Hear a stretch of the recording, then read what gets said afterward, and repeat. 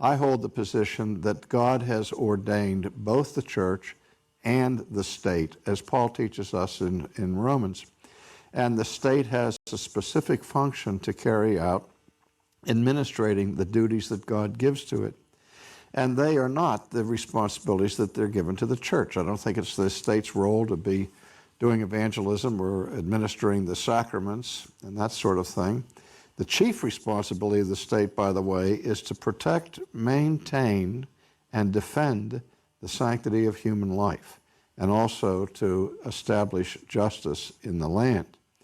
Now, historically, when the state fails to submit to God's authority in carrying out its responsibilities, it has been the church's call to exercise what we call prophetic criticism to the state. That is, the church calls the state not to be the church or to do the church's work, but calls the state to be the state.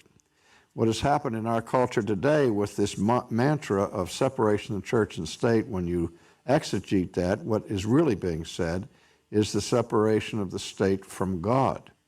Our state has more or less declared its independence from God and claimed a certain autonomy by which they operate. And when any state does that, it's the task of the church and the people of God to call the state to task for doing that. That's where we start.